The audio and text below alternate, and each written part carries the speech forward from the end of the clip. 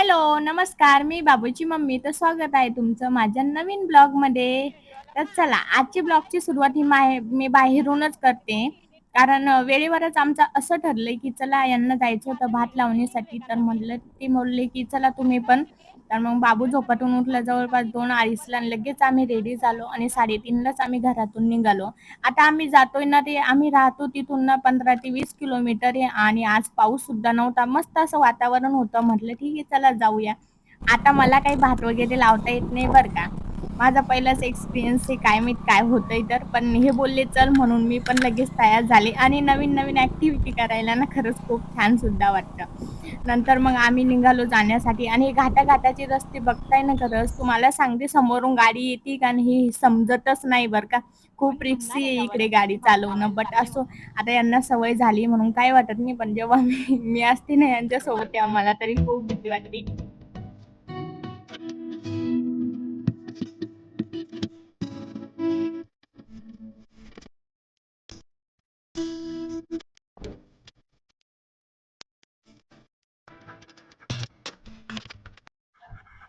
बाबू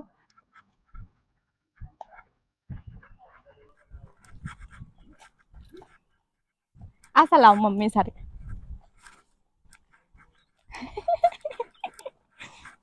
तर आता आम्ही ना इथे पोहोचलोय हां आणि काकूचं घर ना खरंच खूपच छान आहे माहिती आहे का. समोरून पण मस्त अशी शेती आहे आणि मागून म्हणजे सगळीकडून शेती आहे आणि मध्ये असं त्यांचं घर आहे. आता याचा रिव्ह्यू मी तुम्हाला पुढे दाखवते सगळा. नंतर आम्ही बसलो मग फ्रेश वगैरे झालो आणि बाबूना बिलकुल मला सोडायला बघत नव्हता कारण त्याला खूप नवीन वाटत होतं. आणि हा जो डॉग आहे ना बांधलेला तर हा खूप आगाऊ होता बरं का. आमच्यावर खूप भुंकत होता आणि एक अजून होता तो सोडलेला होता. तो खूप शांत होता.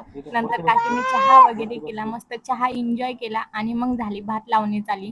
आता मला सुद्धा लगेच लावायचं होतं बट नवीन ठिकाण असल्यामुळे ना बाबू अजिबातच खाली राहत नव्हता. मग त्यामुळे म्हटलं थोडा वेळ याला इथे रमू देऊ आणि मग आपण लावू असा माझा विचार झाला.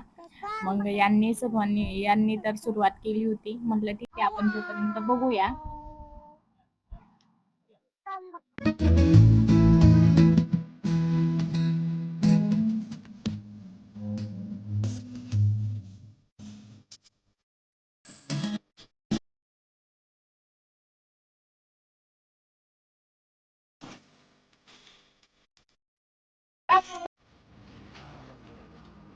बाबू तू बसला छान बसला.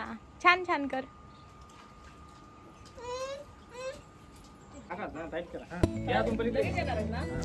धुरी आहे ना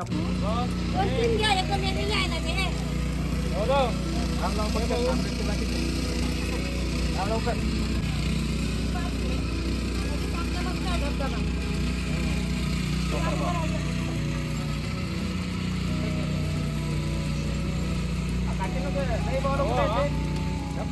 छोटा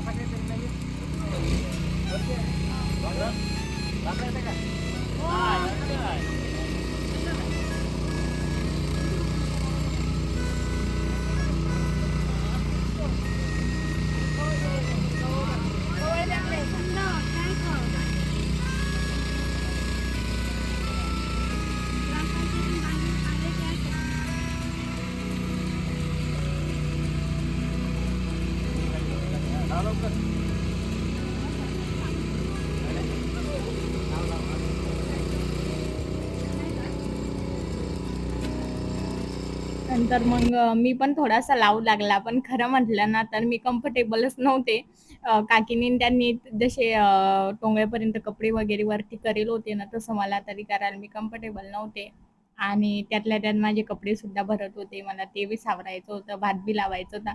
बट ठीक आहे. मी नंतर म्हटलं ठीक आहे भरले तर भरले बट आपण ट्राय करूया. पण खूप मज्जा येते बरं का आणि इझी सुद्धा आहे. फक्त एवढं आहे की ते खूप असा गाळ वगैरे असतो ना तर आपला पाय खूप फसतो. आणि खरंच माझा पायच मला उचलत नव्हता. तोच मोठा प्रॉब्लेम होता. बट ठीक आहे थोडंफार लावलं आणि मी लावलं म्हणून काकीने माझी तारीफ पण केली. तर नंतर चला आता काकीच्या घराच्या मागचा व्ह्यू दाखवते मी तुम्हाला बघू शकता. आणि हे ना बघा किती छोटंसं नारळाचं झाड आहे आणि त्याला किती नारळ आले.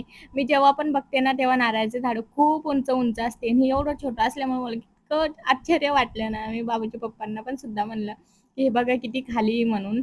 आणि हे बघा असा काही भात्यांनी तोडून ठेवला होता अगोदर. नंतर हा घेऊन मग 2-2, 3-3 घेऊन लावावा लागतो तो. आणि इकडे बघा काकीच्या शेतात भरपूर पहिले अगोदरची लावणी झालेली होती. आणि यांना दोरीवर लावायचं होतं म्हणून मग यांनी म्हटलं होतं की बाकीची ती मला सांगा म्हणून आम्ही येऊया म्हणून असं ठरलं होतं यांचं. असो आणि बघू शकता तुम्ही घराच्या मागचा पण व्ह्यूज किती सुंदर आहे. आणि मेन प्रॉब्लेम असा झाला माहिती का, मी माईक लावलेला आणि मी लाईव्ह बोलत होते आणि मेन म्हणजे ना ते रेकॉर्डच झालं नाही. म्हणजे व्हॉईसच रेकॉर्ड झाला नाही. ते कशामुळं माझ्याकडूनच काही मला समजलं नाही कशामुळं झालं नाही म्हणून. आणि इथे मी तुरीचं झाड सुद्धा बघितलं. 2 झाड आहे मस्त असे खोडासारखे झाड आहे. आणि त्याला शेंगा सुद्धा येईनच तशा. आणि हे बघा बाहेरचं वातावरण किती सुंदर असं होतं. आणि मस्त असं एन्जॉय करत होते. बाबूला दिलं बाबूच्या पप्पाकडे सोडून आणि म्हटलं चला आपण थोडंसं फिरूया. तर खरंच खूप छान वाटत होतं. आता तुम्हाला ना मी सुपारीची झाडं दाखवते हां. एवढे भारी इतके उंच असतात ना ते पण सेम नारळाच्या झाडासारखे. बघू शकता तुम्ही हे आपले सुपारीचे झाड आहे जे आपण दुकानातून सुपारी घेतो ना ते सुपारीवाले. भरपूर अशी उंच आहे आणि त्याला बारीक सुपारी येईल असती. आणि हे बघा ती खाली पडलेली सुपारी आहे. त्यानंतर खूप दमलो होतो आम्ही आणि नंतर काकीने ना आमच्यासाठी ना मस्त असा मिसळ पाव केला होता. आणि खूप टेस्टी झाला होता बरं का. एवढं पोट भरून खाल्लं आणि जवळपास 6:00-6:30 चा टायमिंग आहे. तर हे बघा काकीचं घर बाहेरून किती सुंदर असं दिसतं. मला तर खूपच आवडलं. या अगोदर पण मी 1-2 टाईम गेलेली यांच्यासोबत. अशी अशी सहज आम्ही तिकडे गेलो होतो फिरायला तर नेलं होतं यांनी. असं त्यानंतर आमचा प्लॅन झाला, की चला इथे मस्त असं पोखर बावला गणपतीचं मंदिर आहे आणि महादेवाचं, तर तिथे दर्शन घेऊन जाऊया. म्हणून आम्ही तिथे निघालो. मग वरती मस्त गणपती महाराजांचं दर्शन घेतलं आणि नंतर खाली जायला निघालो. आता इथलं जे लोकेशन आहे ना, याचा व्हिडिओ मी लास्ट इयरला माझ्या चॅनलला टाकलेला सुद्धा आहे. तुम्ही जर बघितलं नसेल तर नक्की बघा. आता इथे मी थोडं क्लिप घेतले आहे, बट तिथे मी पूर्ण रिव्ह्यू दिलेला आहे, कसं आहे मंदिर वगैरे. आणि हे बघू शकता तुम्ही खाली महादेवाचं पंचमुखी मंदिर आहे आणि खरंच खूप सुंदर आहे, प्राचीन मंदिर आहे हे. तर बाबू पण दर्शन वगैरे घेत होता. आम्ही छान असं दर्शन घेतलं, मस्त असं एन्जॉय सुद्धा केलं इथे पण.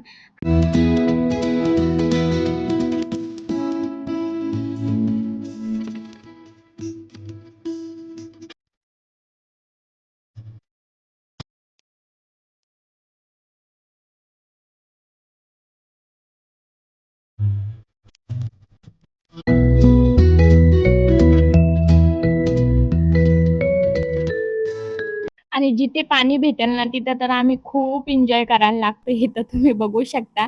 म्हणजे एवढं पावसाचं वातावरण असून सुद्धा त्याला पाणी खेळायचं असतं. त्यानंतर बघा इथे किती छान अशी कली उमललेली होती. त्यानंतर इथे ना आम्हाला यांचे फ्रेंड भेटले. मग आम्ही त्यांच्यासोबतच रिटर्न यायला निघालो. कारण बाबू खूप बेजार करू लागला होता. त्याला ना बाहेरच यायचं नव्हतं आणि घरी सुद्धा यायचं नव्हतं. त्याचं म्हणणं होतं, की मला अजून पाण्यात खेळायचं, असं काही झालं होतं. असो नंतर आम्ही निघालो. येता-येता आम्हाला जवळपास 7:00-7:30चा टायमिंग झाला होता. आणि घरी आल्यावर मग स्वयंपाक वगैरे तर जास्त काही भूक नव्हती म्हणून मग मी शॉर्टकटमध्ये खिचडीच अशी लावली. आणि आजचा ब्लॉग तुम्हाला कसा वाटला ना, ते मला कमेंटमध्ये सांगायला अजिबात विसरू नका. आ आणि आजचा ब्लॉग तुम्हाला कसा वाटला ना, ते अजिबात कमेंटमध्ये सांगायला विसरू नका बरं का. आणि हो, आपल्या पेजला आले असेल आणि सबस्क्राईब केलं नसेल तर नक्की करून घ्या. आणि चलो भेटूया नेक्स्ट ब्लॉगमध्ये.